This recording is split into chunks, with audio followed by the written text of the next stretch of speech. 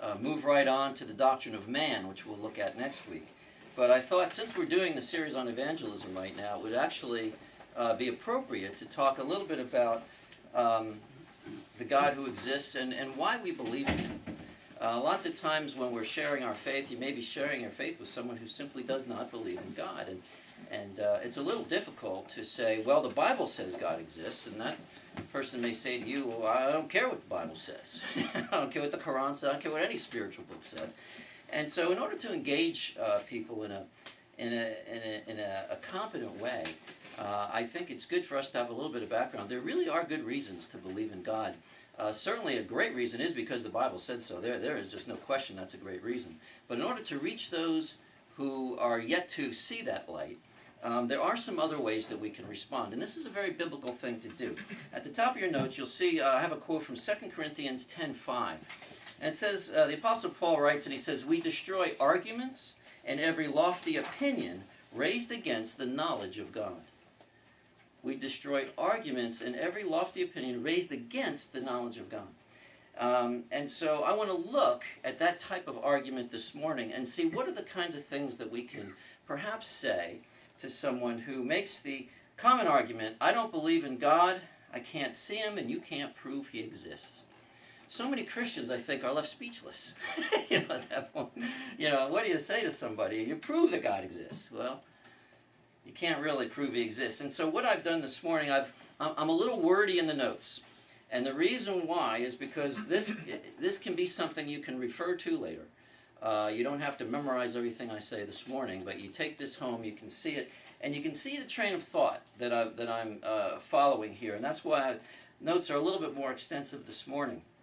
But I think the first thing we have to realize is that many people realize, or they reason that if one cannot scientifically prove that God exists, much in the same way you can prove bacteria exists, then there seems to be no justification to believe in God. They want scientific proof that there's a God. We live in a scientific age, and everything is all about science these days.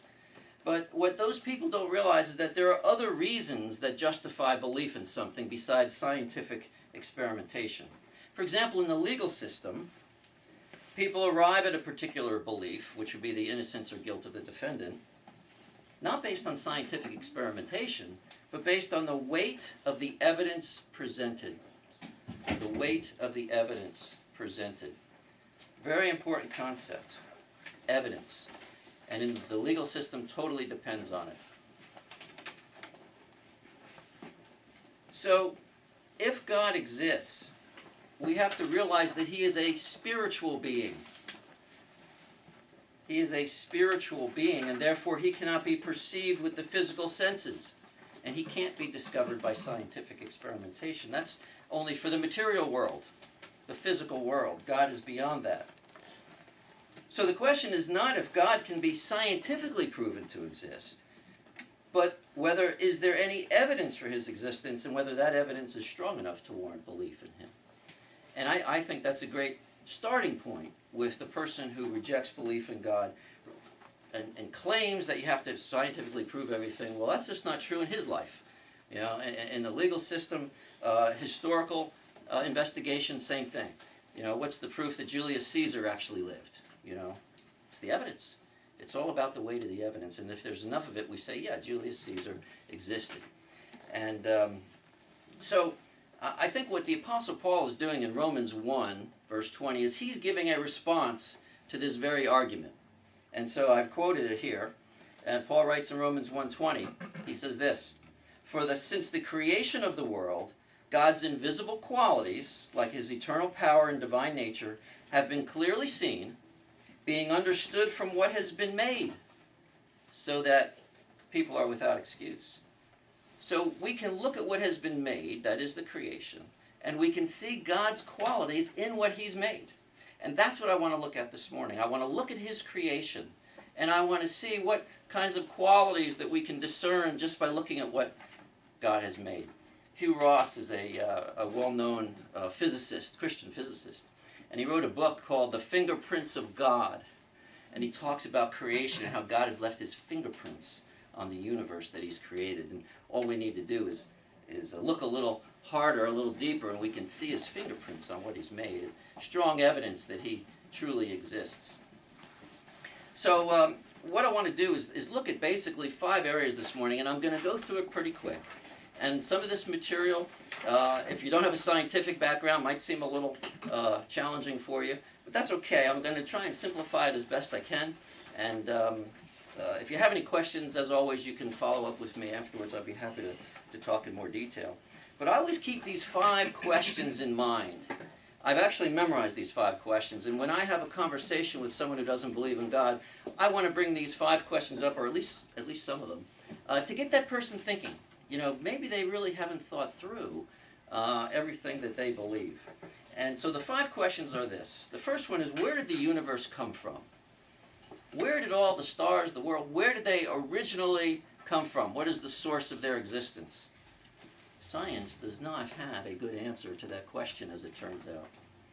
Second question is, why is there such precision and design in the universe? The universe is fine-tuned.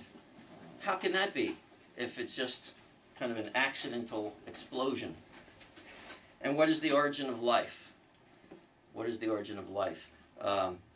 If you ever saw the movie Frankenstein, you know, that's one attempt at the origin of life, you know, but not a lot of truth to that. The fourth one is, where could human consciousness have come from? We'll talk about that, but that's your ability to think. Basically, your ability to think. Where'd that come from? And then finally, how can we explain the existence of the moral law, or moral standards of behavior? Those are 5 questions that I think the atheist is hard-pressed to answer, but the Christian has a very reasonable answer for each one of those questions. And that's what I want to just walk through this morning and see. By examining each of these areas, it will be seen that it is far more reasonable to believe in the existence of God. Far more reasonable to believe in the existence of God. I think the evidence will show that belief in God provides a better explanation of the way things are. As such is the case, the burden falls to non-believers to support their claim that atheism is the better and more reasonable explanation for the way things are. So, with that being said, let me start off with the first question. Where exactly did the universe come from? And this is just a very basic question. In order to address this, we have to look at it this way. Every physical object that exists had to have a cause, okay? Every physical object that exists had to have a cause. Things do not just appear out of nowhere. I think we would all agree with that, all right? For example, a coin, or your shoes, or a spoon, or a soccer ball, whatever that object is, it had to have a cause or a maker. I wish that coins would just suddenly appear in my pocket. That would be awesome. Or dollar bills would just pop into my wallet out of nowhere. I would be happy. But the world just doesn't work that way. Everything has to have a cause or a maker. And so what's true on page 2, what's true about physical objects is also true of the universe as a whole. You can think of the universe as the sum total of all physical objects. If every physical object had to have a cause, then that's true of the universe. It had to have a cause or a maker. Today, all scientists, atheist, Christian, whatever, they all agree that the evidence indicates that the universe is not eternal, but it had a beginning. Okay? Science has gotten to the point now where they say, yep, all the evidence is strong. I'm not going to go through it all. We don't have time. But they agree that the universe is not eternal. It had to have begun at some point. So since the universe had a beginning, it must have had a cause or a maker. And that only leaves us with 2 options. And here they are. Either no one created the universe out of nothing, or someone created the universe out of nothing. Those are your 2 options. Either no one created it, because again, you're going back before the universe even exists, so there's absolutely nothing. If you're an atheist, right? There's no God, there is literally nothingness. What could have caused the universe to begin? If there's nothing there, okay? There has to be something there to cause the universe to start, or to make the universe. You follow me? Someone had to be there. I suggest Christians suggest it was God who was always there. In fact, the only reason, and this does get a little bit philosophical, the only reason that anything can exist is because someone has always existed. Because if there was ever a time when there was absolutely nothing, nothing would ever begin to exist, right?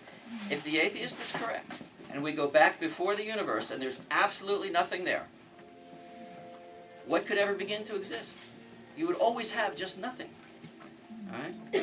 But the fact that we have something, that something exists, means that something must always have existed. There had to be something there to make it originally. And I would suggest that that was God.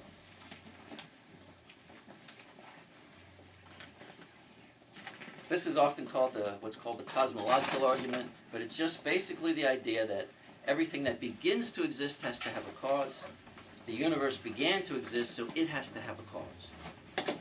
Now, a lot of people will raise the question, they say, well, who caused God? Who caused God to exist, right? But that's kind of a meaningless question, because in that case, God would need a cause just like the universe, okay? He would have had a cause. Something has to have the power of self-existence in order for anything to exist, or anything to begin to exist. Because again, you can never have a state of pure nothing. Otherwise, nothing would be all you ever have. So something had to be eternal. Something had to have always been there in order for something to exist. That's very philosophical. But I think the bottom line, the way you can use this, if you don't care for so much philosophy, is just basically, I would just challenge the atheist, where did the universe come from? What's your solution? You know, I have a solution. God created it. You know, but the atheist has nothing to say. But that's just the first question. The second one deals with the complex design of the universe. Oh, Chris, yes. So, have you had an instance when you ask this question, where does the universe come from? Has anybody asked you, where did God come from? Yes, they do. But that's God did not begin to exist. Because the question is this: something has to be eternal in order for things to exist. Like I said, if there was ever a state of nothingness, that's all you would ever have. So something has to be there with the power of self-existence. And we know it's not the universe. And there's not a lot of other options.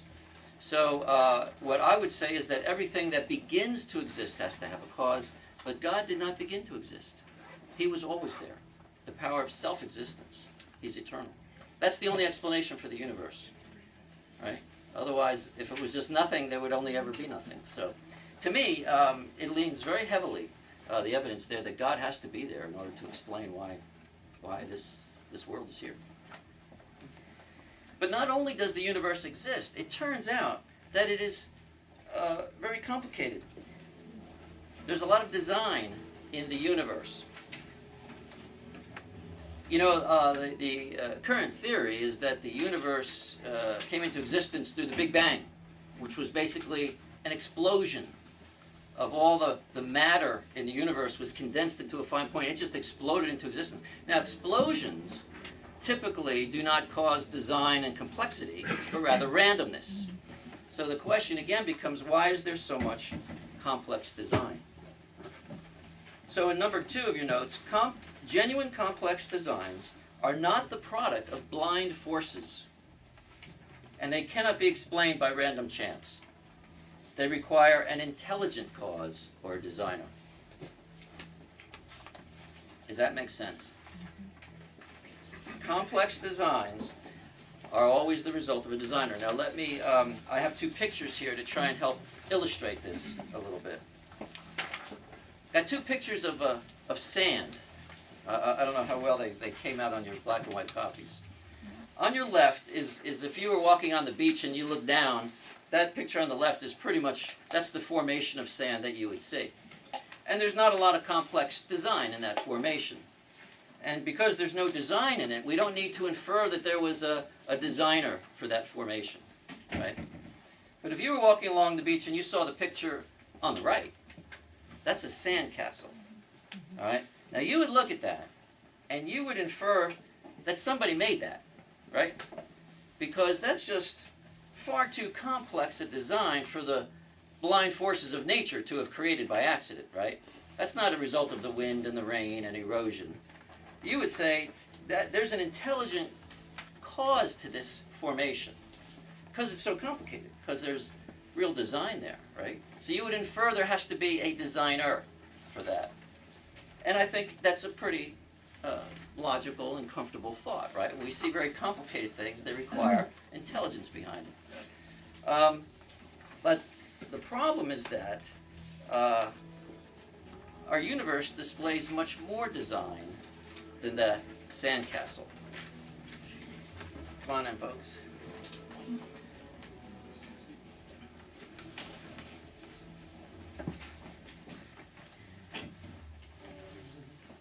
There's one more seat over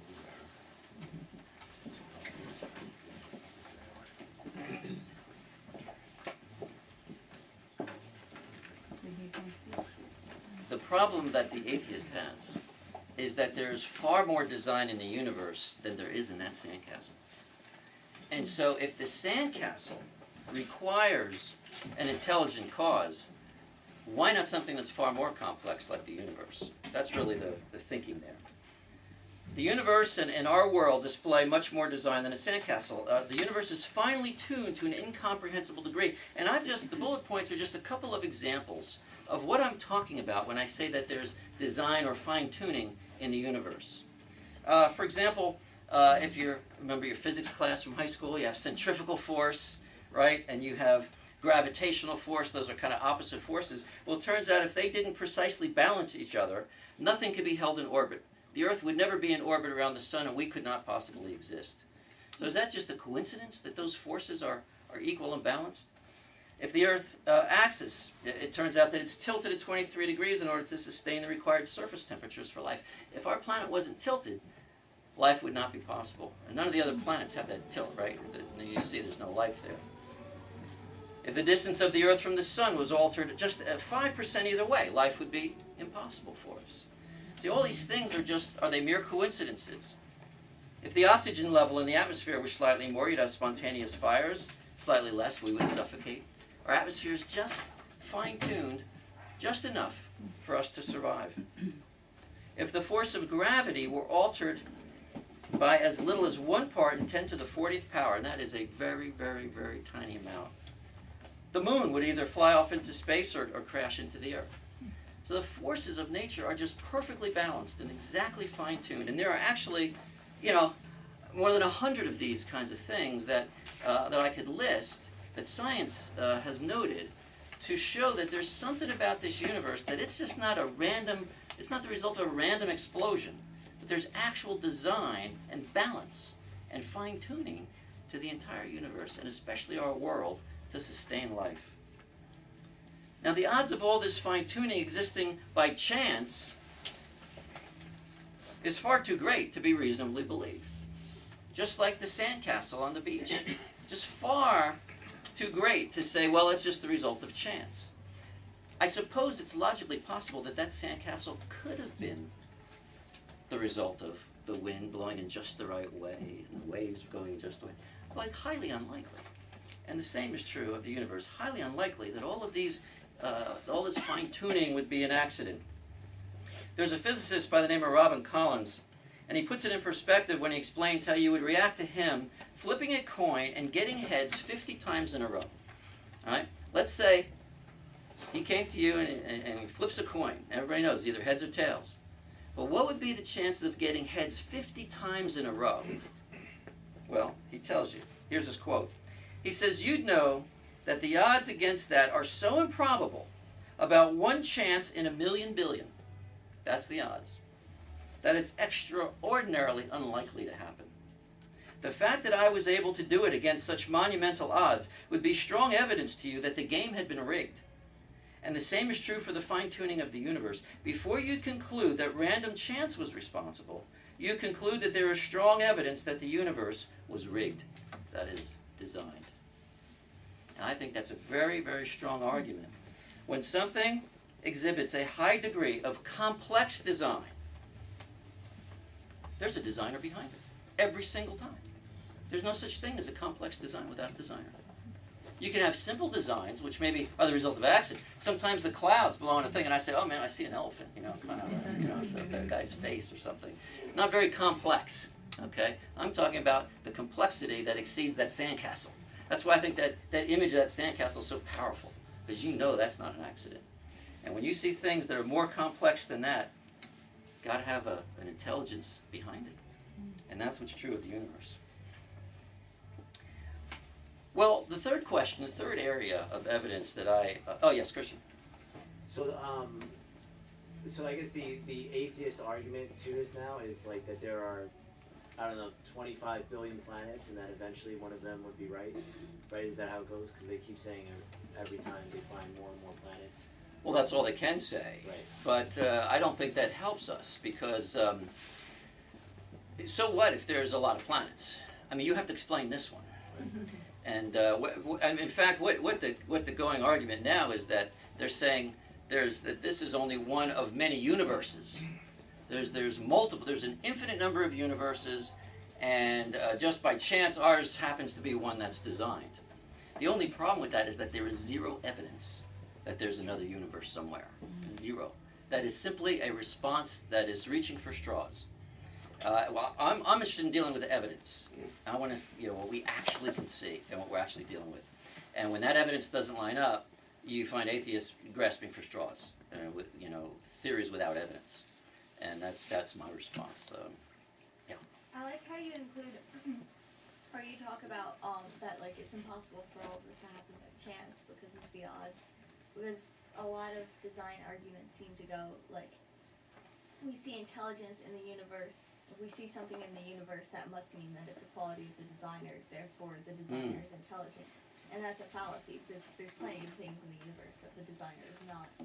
And so showing that by chance, this couldn't have happened, and all of this is, this creates life, that makes a much stronger argument. I think it really does. And just intuitively, we know that a design needs a designer. We just intuitively know that. Yes. I think of even things that are so trivial that we doubt, that somebody, like you say, it seems rigged. Like we doubt little things in life, just, from a human, somebody. Exactly. When, I don't know, I can't think of an example except for like when we laugh at funniest videos and we go, oh, that one definitely, somebody set that up. That did not happen. I don't know if that's a good example. A magic show. Yeah, a magic show, I guess. Like we're always. Well, I'm gonna show you an example. I think of what you're talking about right now. If you look at the bottom of page 3, here's an example. On the day a teenager turns 15, she comes into the kitchen and finds a box of alphabets. Everybody know what alphabets are? I don't know if they still make those. Alphabet cereal. Cereal. Alphabet cereal, which is cereal where every part is the shape of a letter, A, B, C, D, and the whole box is just a random mix of all the letters of the alphabet, right? And so they had that when I was a kid. I don't know if they make it anymore, but let's say the box of alphabets is on the kitchen table, and she comes down into the kitchen and she finds that the box of alphabets has spilled on its side, and the letters have spilled out, and the letters are arranged so that they spell out "Happy Birthday." It's her birthday. She turned 15 that day, and the alphabets are arranged on the table to say "Happy Birthday." Would that girl conclude that the box was knocked over by accident by the cat, and the letters just happened to accidentally create those words? Is that what the person would think? Or would she think, my mom is leaving me a birthday message, right? Clearly, she would attribute it to her mom. Someone made those letters and arranged them in that order. The forces of nature do not create intelligent messages. Rather, the forces of nature randomize. The forces of nature randomize.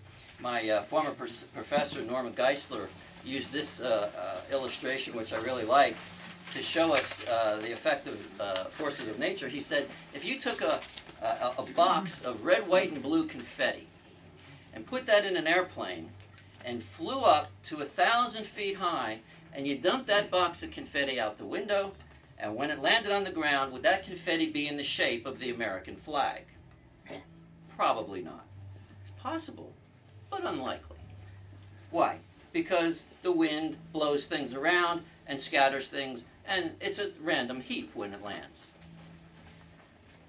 Some people say, well, if you wait long enough, or in Christian's example, if there's enough other worlds, maybe you can explain it.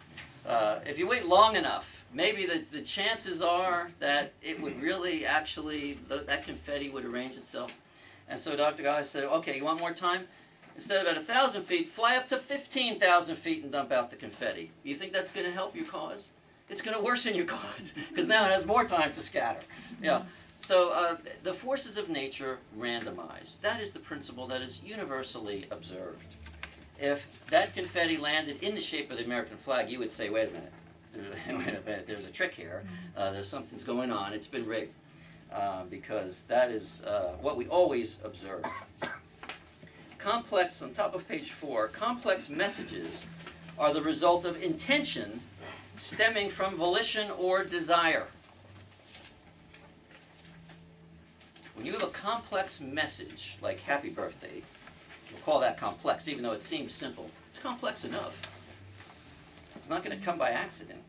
It's the result of somebody intending for that message to be there. They desire to create a message, an intelligent cause. Inanimate objects or natural forces do not have intentions or desires, so they do not create intentional messages.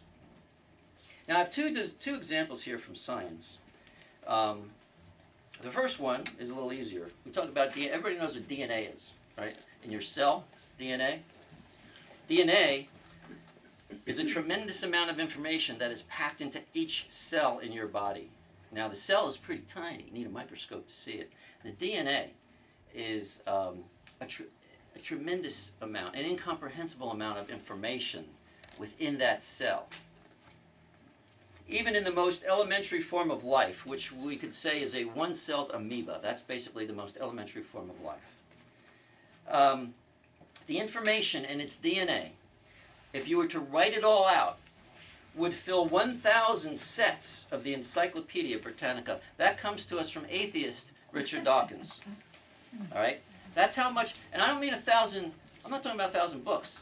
An encyclopedia is what, 30 volumes? It's 1,000 sets of those 30 volumes. That's like 30,000 books. That's how much information is literally packed in to every cell in your body. And that information, among other things, are the instructions for how it should reproduce. Okay, each living cell can reproduce itself. Now, my question is this: if such a simple message like happy birthday requires an intelligent cause, why doesn't a message as long as 1,000 encyclopedias require one? See, the atheist is hard-pressed to explain where that information came from. And I would suggest to the atheist, let's go back to the very first living cell. All right? For the atheist, that's just an accidental combination of particles and chemicals swirling around in the primordial soup, right? If you're the atheist, and there's just an accidental combination of the right chemicals to make that first living cell. And from that first living cell, life began, reproduced itself, got bigger and bigger. But in order for that first cell to reproduce itself, it has to have DNA. It has to have the 1,000 sets of encyclopedia information in itself. And where could that have come from? By accident? Swirling around the primordial soup? I don't think so. That's just, I don't have that much faith. I don't have that much faith. The atheist is hard-pressed to provide an answer as to where that information came from. And information always has an intelligent cause. And there's so much information inside of us. I think it's just a no-brainer that life was clearly designed. The second example is about proteins, and this, again, I should have put this whole section in parentheses, because if you don't have a scientific background, it's no big deal. I'll just walk through it, because I think it's just fascinating. A little biology lesson, I guess, if you're you've been out of school for so long, or a refresher. But that your living cell, your body is made up of living cells, right? And each cell is made up of protein molecules. Okay, protein. Everybody talks how important protein is, right? You've got to have protein.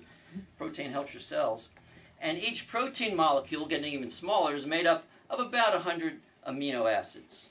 Okay, that's pretty much, we're getting down to the very basics of our physical existence.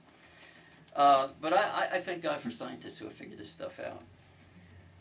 turns out that the amino acids, the 100 or 200, however many there are, depends on the cell, they need to be lined up in just the correct sequence in order to create that protein molecule. In other words, just not a random mishmash. They have to be actually precisely arranged in the right sequence. And even if you do have this, you have one protein molecule, you don't have life.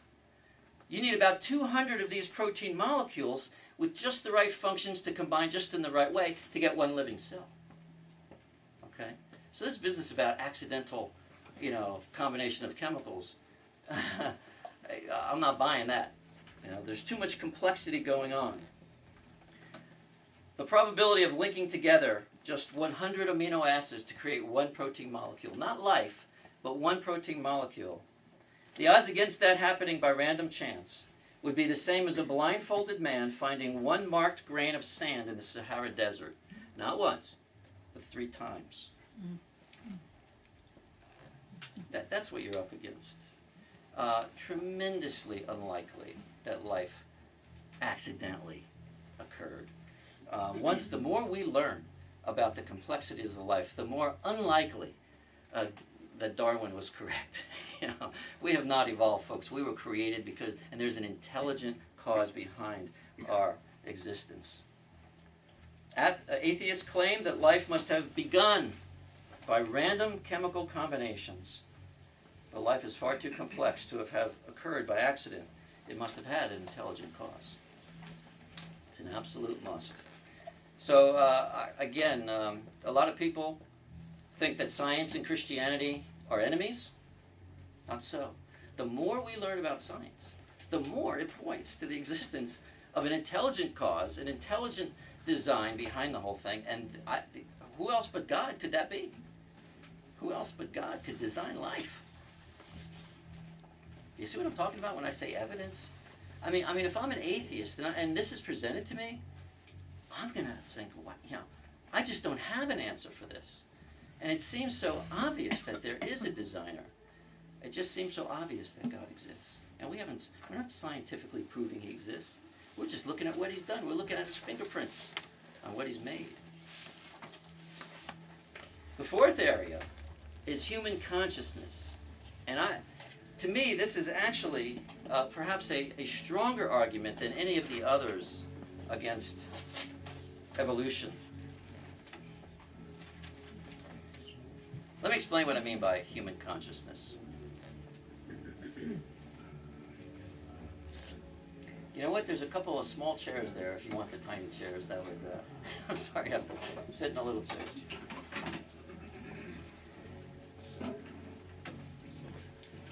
Let me explain what I mean when I say human consciousness. It refers to your thoughts. Human consciousness refers to your emotions, your desires, your beliefs, and the free choices that make us alive and aware. It's the functioning of your mind, your thoughts. Now, human consciousness is something that is private to each person, right? No one can actually read your mind. No one can actually know what you're thinking unless you tell them. Scientists have done experiments, right, on people who sleep. If a scientist hooks you up to some wires or whatever and you go to sleep and he's studying, he can tell you when you begin to dream, okay, by your rapid eye movement and the change in the brain waves that your brain emits. He can tell you when you begin dreaming and when you end. But one thing that the scientist cannot do is tell what you are dreaming about. The content of your dream cannot be discerned by anyone else because it is a non-physical occurrence. Your dreams and your thoughts are not actually physical. They're something beyond your physical brain. Scientists can study the physical brain, but they can't get to what's beyond it, your actual thoughts or the content of your dreams. So our consciousness is something more than the mere physical processes of the brain. Our consciousness is something more than the mere physical, the material. Now, if you're an atheist, You have to believe that human consciousness must somehow have evolved from the physical matter that makes up our world, right? If you're an atheist and you believe in Darwin's theory of evolution, then what happened was life began by accident. Everything's swirling around, and life began, and life evolved and evolved and evolved. But it all starts with cold, dead particles. Now, my question is, how can the arrangement of cold, dead particles result in your ability to think? How can the cold, dead particles create something more than themselves? Something beyond the physical? It's impossible. It's impossible. If impersonal matter is all that ever existed throughout history up until the appearance of living beings, then only cold, dead matter, void of consciousness, would have existed. There would have been no beliefs or choices or thoughts. So the question is, how could consciousness emerge from material that does not have it? Does that make sense? If you have a bunch of rocks, let's illustrate by using pebbles for molecules, right? Because what the atheist has to say is, in the beginning there were just molecules and particles floating around, just like if you had a bunch of pebbles. And you take these pebbles, right, and you dump them into a barrel. What are the chances of those pebbles being able to arrange themselves so that they could begin to think? You know what I'm saying? I mean, cold, dead matter can't produce that ability. Can't be done. How would you expect that to be done? But, yeah, Steve, go ahead. Well, one of the things I see from the scripture, and I see in my own personal experience in talking with people, is one, atheism is unnatural. We see it a lot here in the West when we talk, but the overwhelming majority of people in the world do believe in something. They do believe in God. They do. I agree. And I think one thing you always have to speak to people's hearts, even though I feel like the brain is that wall around the heart. People aren't born atheists; they become atheists. And when you talk to people and learn to get past that, you find that, well, my mom died at 15, and after that I didn't believe in God, or I was abused, and then I didn't believe in God. And I think you have to get, we have to address certain things intellectually, but we have to get to the root. Yeah. The Bible says that eternity is in men's hearts. Oh, yeah. And I think that's on our side, certainly in this kind of conversation. But we do need, as Paul said, we need to demolish arguments. We need to show people that their arguments are exactly that. And hopefully at that point, people are going to realize, yes, I somewhere in the back of my mind intuitively know that there's something greater than me, And I think people do that. What this is a step to try and get them there. That's all that this is. This is, and I'm glad you brought that up, because keep in mind, this kind of information is not going to convert anybody. Okay, this enables us to respond, to get people thinking, and the Holy Spirit can use this. The Holy Spirit can work in that person's heart. This is simply a tool that you can use to somebody who is, and believe me, in our culture today, there are so many people who are adamantly against. But there are a lot of people on the fence. And a lot of people will listen to these scientists, and they can buy in to their message. As Christians, we need to have a message that says you don't have to buy into that. There's so much more that we can respond with, and that you don't have to get sucked into the Richard Dawkins and the theories of atheism. And that's why Paul writes what he does. We can demolish those arguments because we have the truth. Yes? Yes, and there's a lot of undoing because the children are being indoctrinated this way. Absolutely. In the educational system, Mm-hmm. and they're being brought up to believe this. So there Exactly. is a lot to be, to come against. There really is. When they become young adults, and And the problem is if we can't respond as Christians, then there's going to be no reason not to follow the atheists, and for so many people.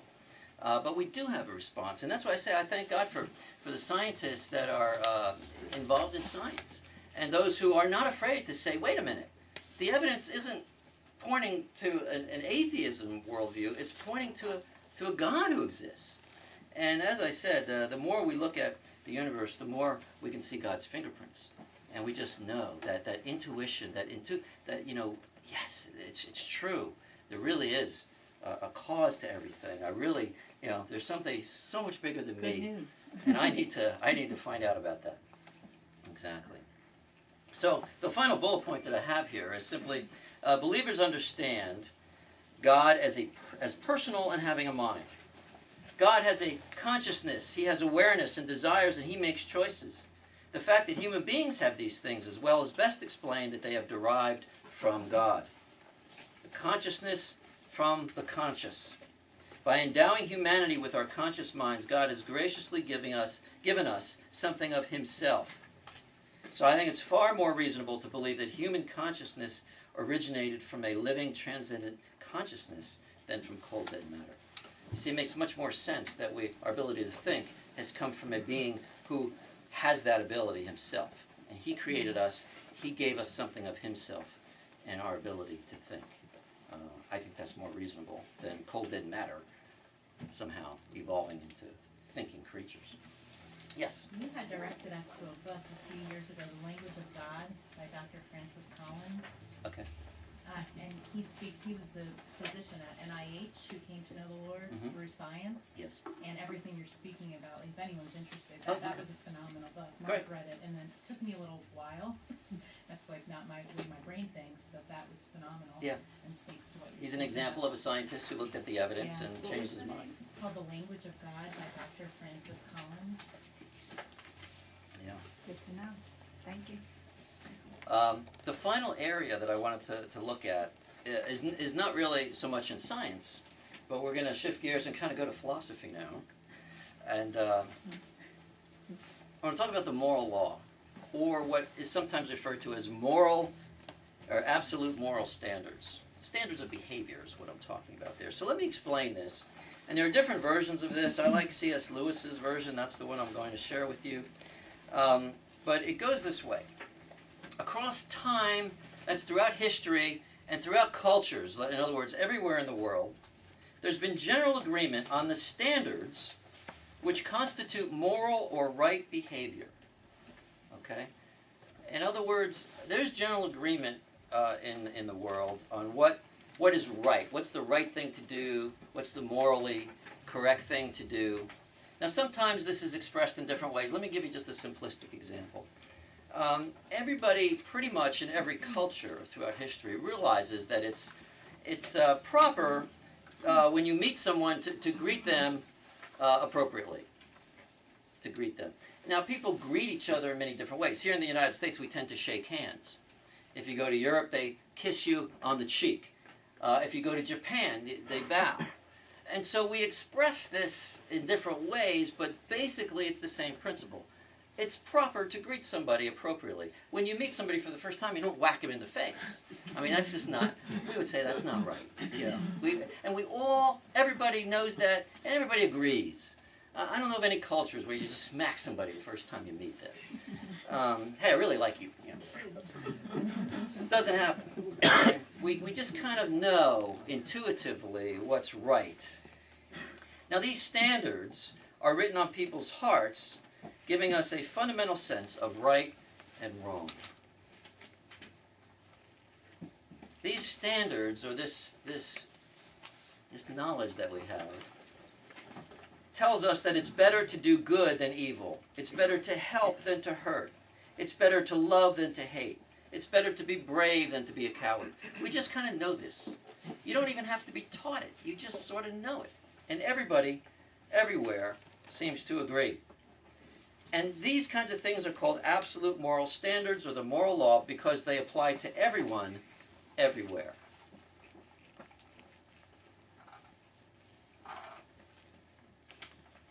And what's really interesting is that this what I'm going to say moral law or absolute moral standards interchangeably. I'm meaning the same thing when I say those phrases. But the moral law we know that it exists because it can be seen oftentimes in the way people disagree with each other. Even young children, you can see that they have this moral law. Do you ever hear a little kid say, well, hey, wait a minute, I was sitting there first? What's he saying? He's saying that there's an unspoken rule here that if I was sitting there and I get up to get a drink, I should still keep my seat. My brother shouldn't get to sit there. He's appealing to some kind of standard that we all would know, we all would agree exists.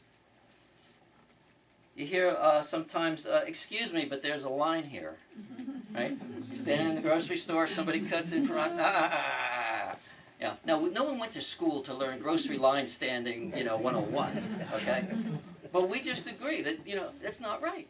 If I've been waiting here and the people behind me are waiting, it's not right for somebody else to come up and go first. We just intuitively know that that's incorrect.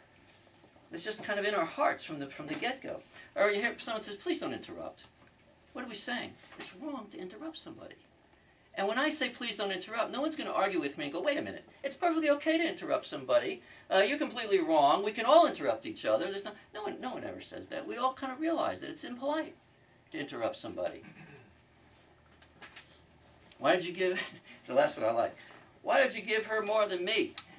If you have more than one child, okay, you're going to know that there's this idea of fairness.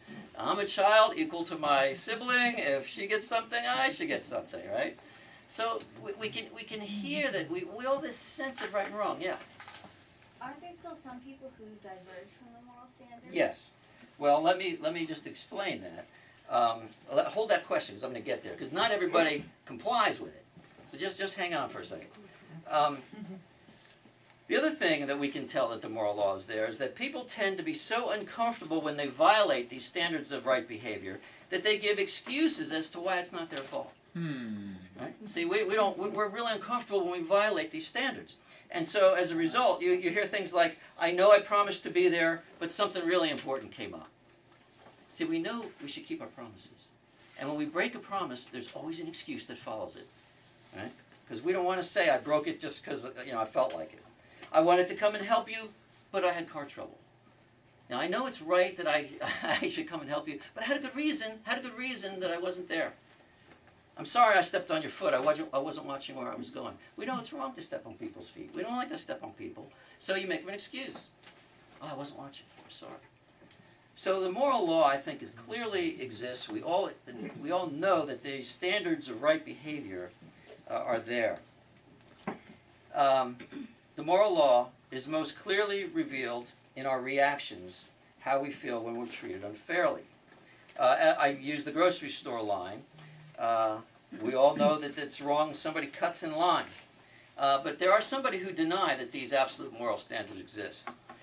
Some people try and deny it. They say, well, I don't agree that there's standards that apply to me. I decide for myself what's right and wrong. And they can make that argument. But even those who deny that those standards exist, they feel it's absolutely wrong to break into a house and steal people's valuable possessions when it is their valuables that have been stolen. I've heard people say, there's no moral law. I decide for myself. But you take that person's cell phone, you steal their cell phone, you know what they're going to say? That's wrong. They're going to say it's wrong every time, and they're going to say it's wrong for everybody to steal a cell phone when it's their cell phone. They'll react the same way we would expect people to react if they believe these standards exist. Now, to get to Melissa's question. Rick. I'm sorry, again. Yeah. I was going to say, the moral law does not describe how people actually behave, though. It only describes how they ought to behave. People often violate the moral law. People do terrible things to one another. But the moral law tells us that those things are absolutely wrong. Murder happens a lot, but it's still wrong. Okay? Even though so many people commit murder, no, we don't begin to waffle and say, well, maybe there really isn't a moral law about killing. No, the moral law just tells us that what they're doing is wrong and they ought not do that. So the moral law is oughtness. It tells us what ought to happen. And sometimes people comply with it and sometimes people don't. Yeah. But what evidence is there that there's a normative standard outside of us other than just most people think that it's true? I don't know, but I think that everybody goes through the same process. Let me give you another example. And I like this by C.S. Lewis. He says this, when you hear a cry for help, there's basically three things that could occur to you, right? The first thing, one may choose to go and help. Hear a cry for help, person goes and helps. They know, I want to do that, so they go. Atheists call that the herd instinct. Save the herd, right? The second thing that occurs to you is you can ignore that call for help, right? Atheists call that the self-preservation instinct. So those two choices, you can either go and help or you can not go and help. But Lewis says there's a third thing that occurs to you at the same time, over and above those two, and that is that you ought to help. that it would be the right thing to do. Now, maybe you help and maybe you don't, but you know that you should, that it's the best thing, that you ought to do it. And that's the moral law. That's what we're talking about, that occurs to you. Occurs to everybody, I think, arguably. If these absolute moral standards did not exist, we have to realize there would be no objective basis for morality. There would be no basis for determining right or wrong other than personal opinion. Think about it. If we didn't have these standards built into us, okay, let's say for a minute the standards don't exist. How then do you determine what right and wrong really is? At that point, it really would be up to each person's personal opinion as to what's right and what's wrong. And if that's true, you would have no basis for judging their opinions. Okay? It might disagree with your opinion, but their opinion is just as valid as you. They're a human, you're a human. And if there's no standard to judge our behavior, it's your word against his. If right and wrong are matters of personal opinion, then one morality, such as rape, betrayal, or cowardice, would be just as right as another: honesty, trustworthiness, and charity. So what this moral standard does, it helps us judge right and wrong, and look at a behavior and say, you know, that's acceptable or that's not acceptable. Does it comply with that standard of rightness, or does it not? If it was just personal opinion, nothing would be right or wrong in an absolute sense. Nothing would be absolutely right all the time, everywhere. Hitler's opinion of right and wrong becomes just as valid as Billy Graham's. There's no basis for judging morality if these standards don't exist. No basis. Now, I'm not saying that people who reject moral standards are not moral people. They can be very moral people. The atheist who doesn't believe in God, very moral people. But they have no justification for their morality. They have nothing that says, here's why it's right, other than their own opinion. Well, the question then, I think, becomes, why is it that all humans have this built-in sense of right and wrong? If humanity is just a product of random chemical reactions from the primordial soup, then how could there possibly be such widespread agreement on what is morally right, like charity and kindness, and morally wrong, torturing babies and murdering innocent people? Yeah. What does the atheist answer to that? Do you know? I don't know. They don't have a good answer. All they say is that we can decide what's right and wrong, and people generally, for the good of humanity, tend to do the right thing. I mean, I guess that's about all you can say. Yes. So in graduate school, we had this whole conversation about this, and so I was trying to come at this, introducing Jesus and moral law. My professor came at me by saying, so if your son or daughter had a form of cancer, and there was a drug that could cure that, but they were not giving it to you, would you break in and steal it? Okay. That is a great question, and we would then talk about ethics for the next hour. Can't do that. So I would just say That's this. where, like, they try to get you off balance. Yeah. And that's what that question was trying to do to me. Yeah. Was But get that's, you off there's all balance. kinds of questions like that. Like, you know, in the Second World War, the Nazis were hunting down the Jews. And so sometimes people would hide the Jews in their basement. And the Nazi comes to the door, Gestapo, and says, "Do you have Jews in this house?" Now, we all know that lying is wrong. Now, do you tell a lie at that point? Yeah. That's wrong to lie. Or do you say, no, the Jews are right in the basement, go get them? that would be wrong too, betrayal. So now you're in this dilemma of doing one wrong. And I think the only way to sort that out is to always seek to do what is called the greater good. And the greater good would be saving lives versus lying. And when you do the greater good, God will not hold you accountable. So again, that would... That's a tough one. Yeah, I couldn't think of that answer then. But that's just ethics, and that's a whole field. Glenn, Yes. when you say about torturing babies or murdering children, but we're doing that. Oh yeah. That's why I say the moral law is broken all the time. But the moral law simply tells us what we ought to do and ought not, and we ought not be doing that. But don't Now, you think I'll tell you those what's interesting. people that make those laws Let me just say don't this. agree with you? Here's what they have to do. Okay. When it comes to abortion and the legalization of that, Everybody agrees that killing innocent human life is wrong. And so the argument that they make is that they are not killing human life. And you will see them referred to the fetus. Not to the human, not to the baby, but to the fetus. They dehumanize the life in order to justify taking it. And because I believe everybody agrees taking human life is wrong, so you have to redefine life in order to justify that. That's exactly what they do. I think she's saying what's the greater good in that. Is that what you're saying, Erna? No, Oh, okay, I'm sorry. how can they get around the ought? Yeah, They, that's how they do Yeah. it. They have to. But we are pressed for time. I'm sorry. Let me just conclude. So where did the moral law come from? The most reasonable answer is that a morally good, personal being beyond the universe who designed and created the universe has put something of himself in the conscious of each person, telling us what is morally right and morally wrong. That converted C.S. Lewis, actually. He was an atheist, and by him looking around and saying, you know, we all have this sense of right and wrong, where do we get it? It can only come from something beyond us, right? If it's true for all people, it had to have come from something beyond. And that's what got him thinking. So just by looking at these 5 areas, here's what we can conclude at the bottom. The cause of the universe, whoever began the universe, is and by the way, folks, we haven't really opened the Bible. I haven't used biblical arguments here, but just looking at God's fingerprints on his creation, here's what we can conclude. The cause of the universe is self-existent, timeless, and non-physical, because he's beyond the time and physical universe. He's almighty, powerful enough to create the universe out of nothing, highly intelligent to have designed it, personal to create life and human consciousness, and morally good as the source of moral standards. And those descriptors look a whole lot like the God of the Bible.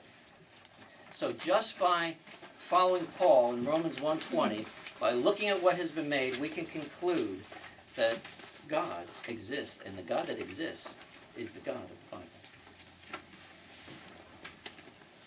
Let me pray, and then we'll go to church. I'm scolded because I keep it too long. So. Lord, thank you for the world and the universe you have made and placed us in. Thank you for giving us the intellect to discover it and learn more about it. And above all, to see you in it, Lord. Let us give you glory and praise for what you've made. We are fearfully and wonderfully made. You have created us in the image of yourself. And I thank you for all that you have done for us, the way you bless us, and the way you lead us and guide us into more and more learning and understanding about you. May we always grow in our knowledge of you. In Jesus' name, amen.